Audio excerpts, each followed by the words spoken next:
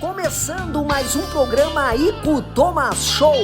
Toda semana, entrevistas inéditas e exclusivas com entrevistados super conectados e histórias fascinantes. Inscreva-se no canal. Ico Thomas Show é um oferecimento Vivares Lip Center, Assum Supermercados e Conduz Vale, com apoio de Kia São Motors, Bertran e Espírito Santo. Vamos nessa! Isso aí, pessoal, está começando mais um Ico Thomas Show. Obrigado pelo seu carinho, obrigado pela sua audiência. Hoje estamos gravando aqui na Kia São Motors em Porto Alegre, aqui na Avenida Ceará 370, a Kia que é parceira do programa desde o primeiro dia. Muito obrigado pelo carinho, Jefferson, meu querido amigo, também Juliana, olha, muito bem recebidos aqui. E hoje, amigos, hoje eu estou aqui com um entrevistado que ele foi nada mais, nada menos o deputado estadual mais votado aqui no Rio Grande do Sul e o quarto mais votado de todos os tempos, amigo. Tu acha que é pouca coisa isso?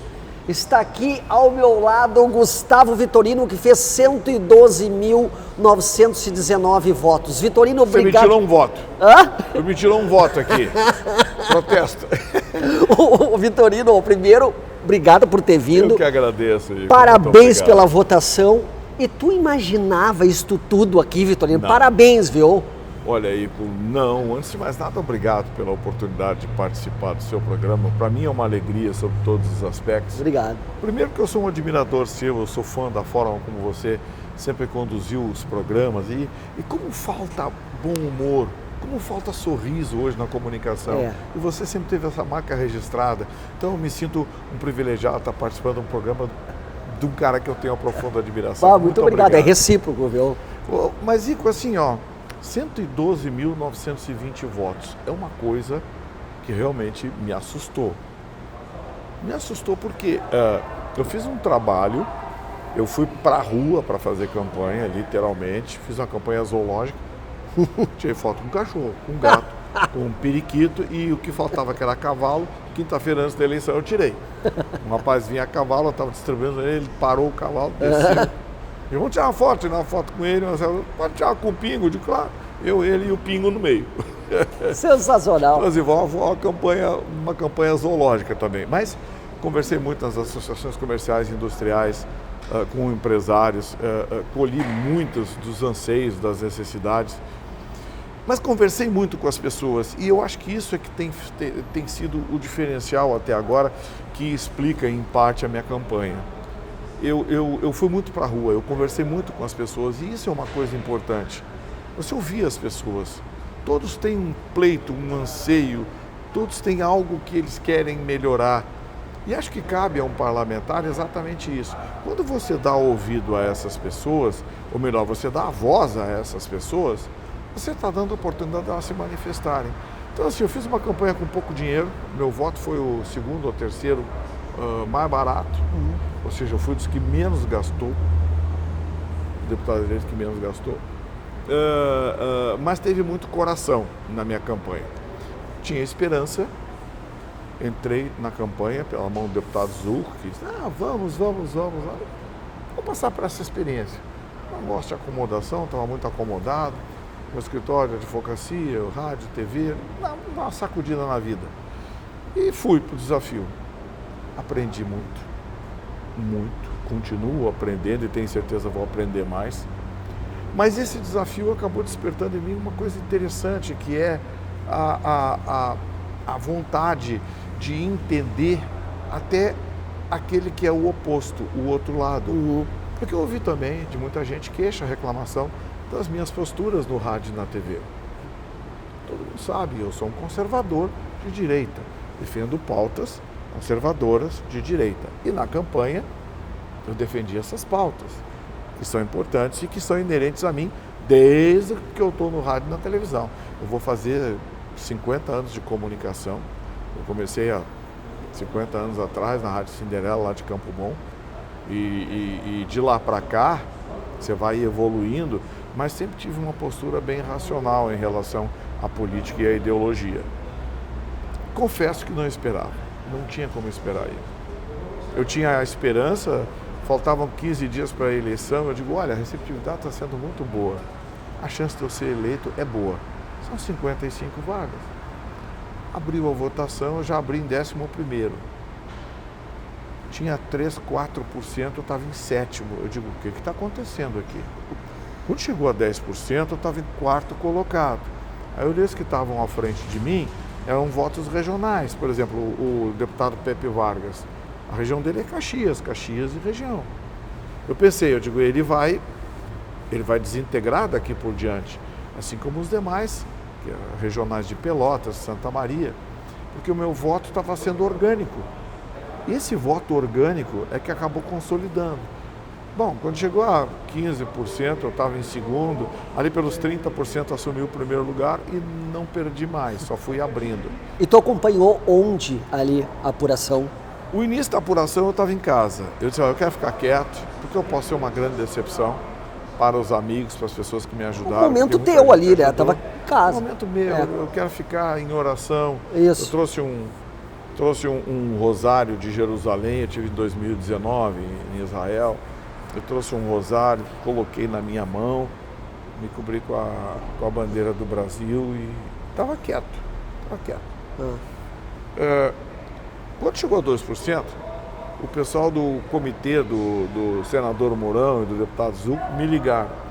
Vitorino, está todo mundo assustado aqui. Está caindo voto para um atrás do outro e ainda não abriram Porto Alegre. Não abriram Porto Alegre, região metropolitana. Quando eles me ligaram, eu estava assustado. Eu digo, vem para cá porque vai dar. Isso tinha 2% apurado. Então tá. Peguei o carro e fui pro comitê. Quando eu chego no comitê, eu já estava em 7º. E aí foi subindo. E assim, os candidatos alternavam as posições, mas eu, a partir dos 30%, quando eu assumi a ponta, não perdi mais e só abri. Exatamente por esse motivo, meu voto é orgânico.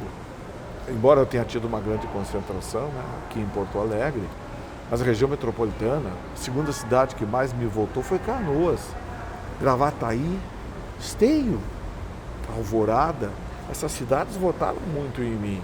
Cachoeirinha, eu tive bastante voto, tive bons votos também em Viamão. Então, a região metropolitana me apoiou bastante. Aí apareceu Guaíba, aí abriram Vale dos Sinos, São Leopoldo, Novo Hamburgo. Eu tomei um susto. Eu fiz 8, 9 mil votos nas duas cidades. Pingava do estado todo. Uruguaiana. Excelente votação em Uruguaiana. Tive voto em Bagé. E tu chegou a visitar quase todos os municípios? Andou pelo Rio Grande do Sul aí? Muitos, eu andei muito. Eu rodei, eu peguei um carro aqui na Kiasan Motors 2 meses antes da eleição e comecei a rodar. Eu rodei 13 mil quilômetros. 13 mil quilômetros? 13 mil quilômetros. Fui a tudo que é lugar possível e imaginável. Fui à região da Costa Doce conhecer ali as necessidades da região. Tive na Serra, fomos à Vacaria, fui à região central. Então assim, e conversar com as pessoas ainda é a melhor forma de você fazer voto. Eu entendo que internet, eu entendo que a visibilidade de comunicador, tudo isso ajuda, mas você faz voto apertando a mão das pessoas. Vitorino, e o que tu escutava do que o povo está carente nessas tuas andanças pelo Rio Grande do Sul e o que eles reclamavam para ti? O que eu notei foi, infelizmente, uma decadência do nosso estado. O Rio Grande do Sul, ao longo dos anos, perdeu protagonismo. Nós perdemos protagonismo. E Santa Catarina fez assim, né? E Santa Catarina crescendo. E aí eu comecei a perceber o que acontecia. O Rio Grande do Sul nunca teve um governador, nas últimas décadas, nunca teve um governador conservador de direita. Santa Catarina, ao contrário, nunca teve um governador de esquerda nas últimas décadas em Santa Catarina. Então você vê hoje o custo do estado de Santa Catarina e o custo do estado do Rio Grande do Sul. O que custa a máquina pública do Rio Grande do Sul para você, cidadão, e o que custa a máquina pública de Santa Catarina para o cidadão catarinense. E a diferença é brutal. é brutal sob todos os sentidos. Aí você vê, isso se reflete em impostos, tributos, taxas de toda ordem, serviços públicos. Nós somos ainda carregados nas costas pelo nosso agronegócio. Mas Santa Catarina percebeu isso. E hoje o oeste de Santa Catarina, que é habitado por um número muito grande de gaúchos, cresceu e oferece a Santa Catarina a mesma estrutura, com uma diferença que Santa Catarina tem uma área de serviços e até um parque industrial muito forte.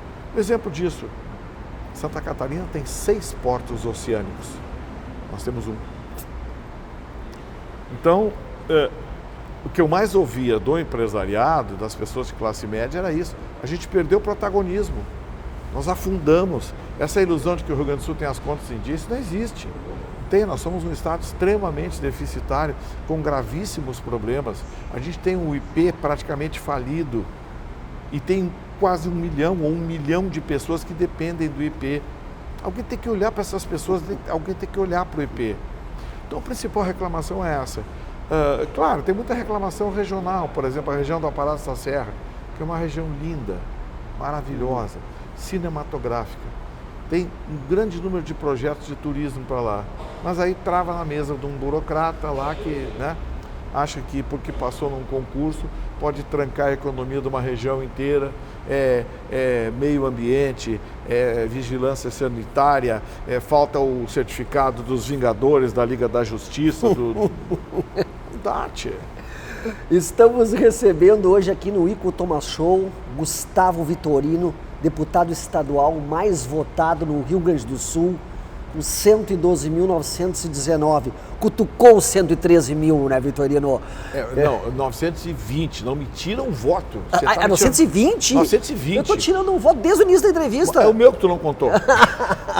Voltamos daqui a pouquinho no segundo bloco, conversando mais, vocês vão conhecer um pouco mais do Gustavo Vitorino. Já voltamos!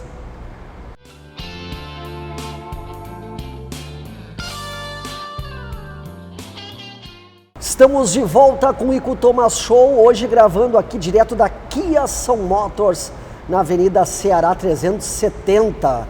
Parceiros aí do Ico Thomas Show desde o primeiro dia de programa. Obrigado pelo carinho e confiança, Jefferson, Juliana, realmente essa equipe aqui é nota 10. E aqui ao meu lado, Gustavo Vitorino, deputado estadual mais votado aqui no Rio Grande do Sul. No primeiro bloco eu tirei um voto dele, tá? Eu falei que era 112.919.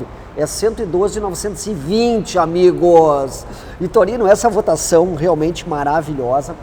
Mas para quem ainda não te conhece a fundo, Vitorino, quem é o Vitorino? Nasceu onde? Como é que foi tua infância? Me conta um pouquinho das tuas raízes. Eu nasci no dia 18 de janeiro de 1956, na Beneficência Portuguesa, em Porto Alegre, na Avenida Independência.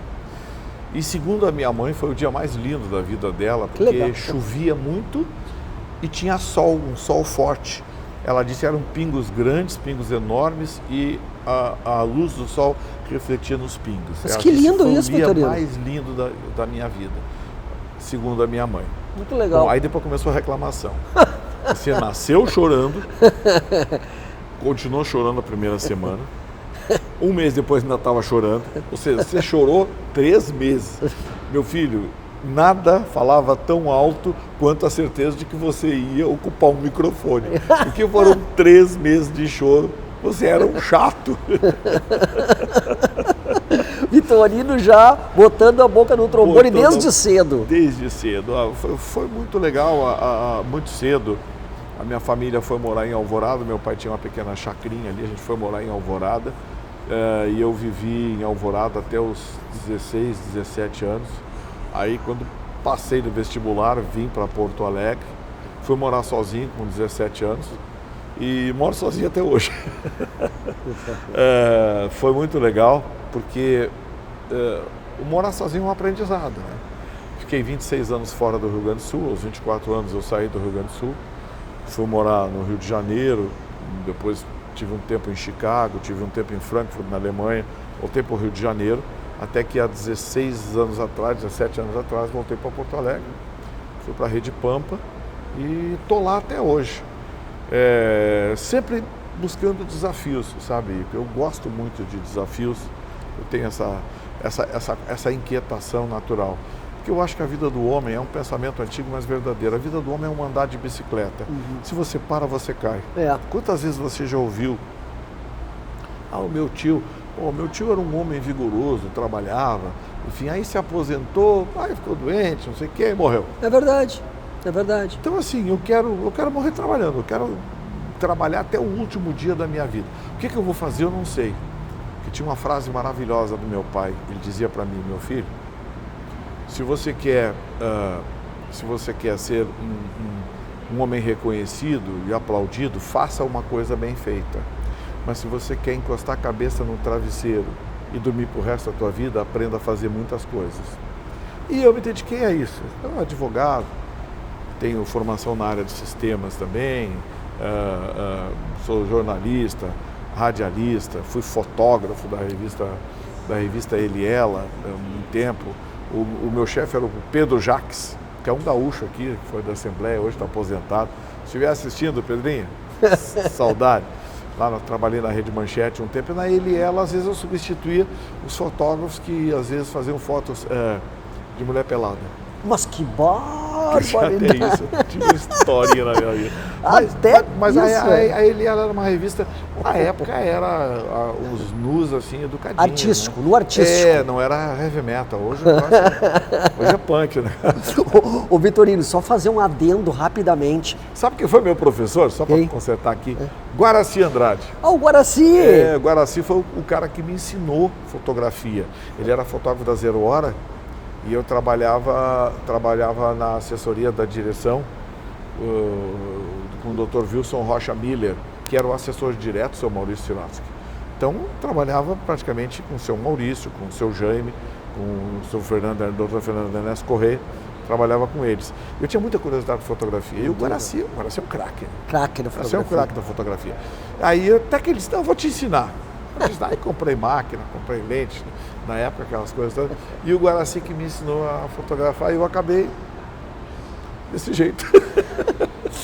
Eu estava comentando antes, quando tu falaste que tu é, claro, comunicador da Rede Pampa.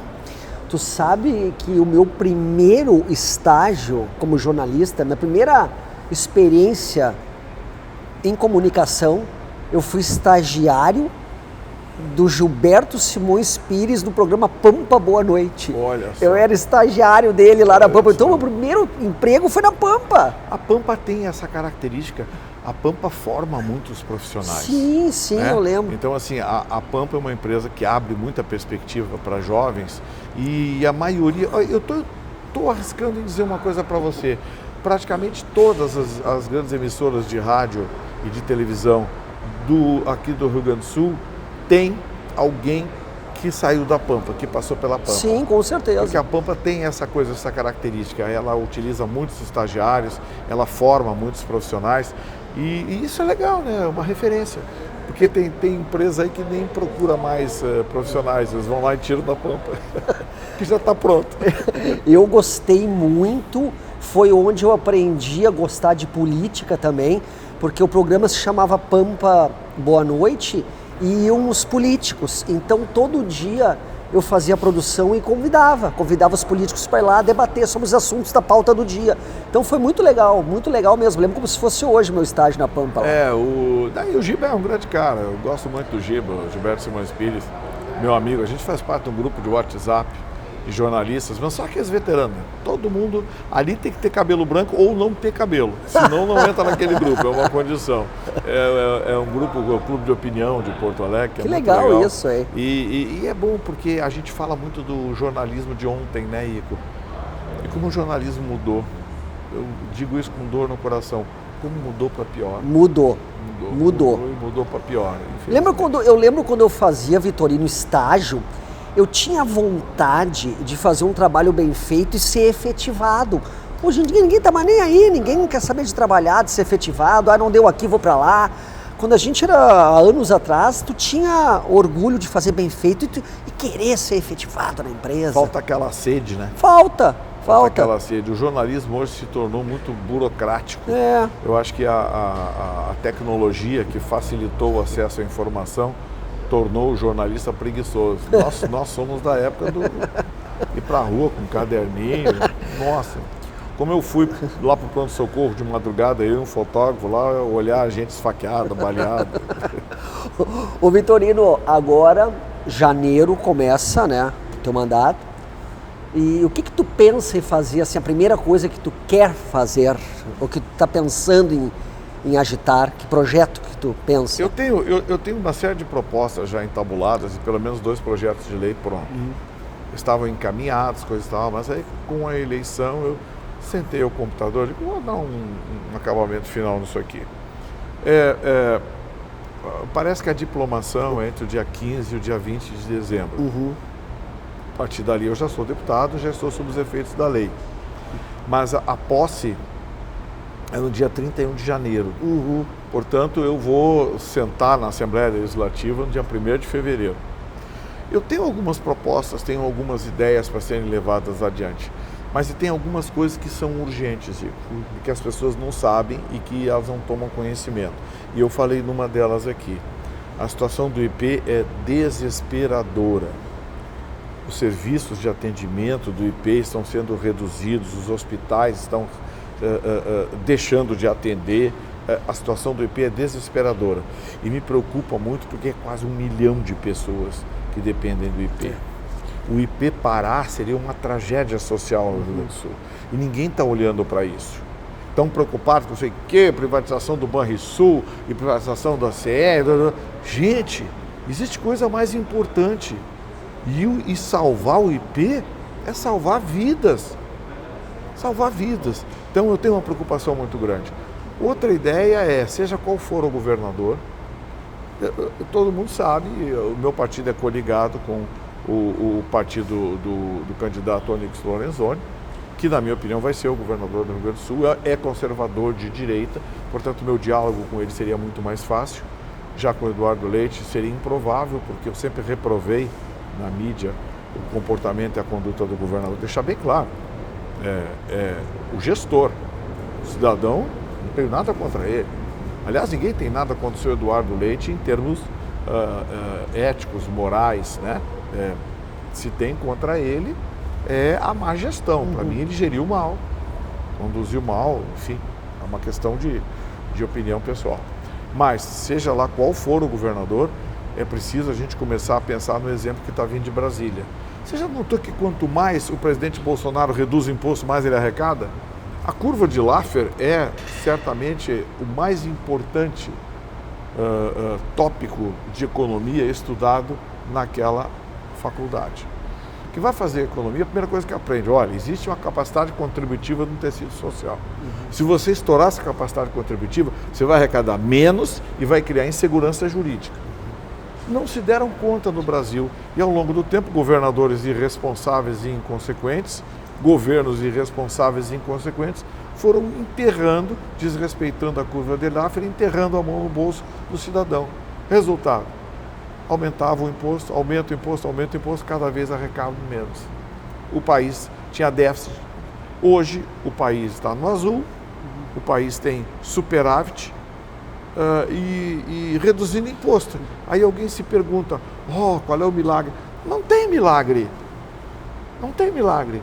O meu time internacional, desculpe meus eleitores gremistas, mas eu sou colorado. O programa do Ico é bom porque a gente confessa tudo logo, ele não precisa apertar a gente já está confessando. O Internacional era um time que esse ano ia lutar para não cair. Vê aquele treinador castelhano cheio de querendo ideias mirabolantes, parecia os economistas que andavam por lá, né? Todo socialista, com ideias mirabolantes, um bando de anta. Aí o Internacional viu que estava afundando, trouxe o Mano Menezes. O Mano não fez nada mais do que o óbvio.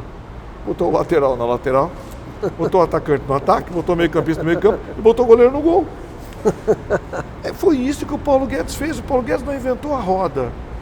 Ele só disse, olha, vamos gastar só o que a gente arrecada. Pessoal, estou recebendo hoje aqui Vitorino, grande sujeito, deputado estadual mais votado do Rio Grande do Sul. Olha aqui, 112.920 mil votos, pessoal. Parabéns pela votação. Estamos chegando ao final do programa. Quero te desejar boa sorte. Passa rápido, né? Não mais, para aí. E outra coisa, manda um abraço a todos lá, teus colegas, que eu assisto o programa todo dia. Tu deve escutar bastante isso, né? Assisto todo dia. Pessoal da Atualidades. Eu adoro. O pessoal da Atualidades, adoro assistir o programa e aprendi a assistir com a minha mãe, Dona Sheila de Venâncio Soares, que mostrou o programa. E desde então assisto sempre. Manda um abraço a todo mundo lá, sou fã de todos, tá? Obrigado, Ico. Obrigado pela oportunidade, obrigado a todos vocês que nos acompanharam. Foi uma alegria estar com você e, acima de tudo, eu quero, nesse momento, transmitir o meu agradecimento a 112.920 gaúchos que confiaram em mim. Mas saibam de uma coisa, a partir de fevereiro eu sou o deputado de todos os gaúchos. Então, a ideologia para mim vai só até a página 2. A partir daí, minha preocupação é com o cidadão. Isso aí, pessoal. O Ico Thomas Show volta na semana que vem, né? Hoje gravamos aqui direto da Kia São Motors em Porto Alegre. Um abração a todos e até a próxima. Valeu! Ico Thomas Show é um oferecimento Vivar Sleep Center, Assum Supermercados e Conduz Vale, com o apoio de Kia São Motors, Bertran e Espírito Santo.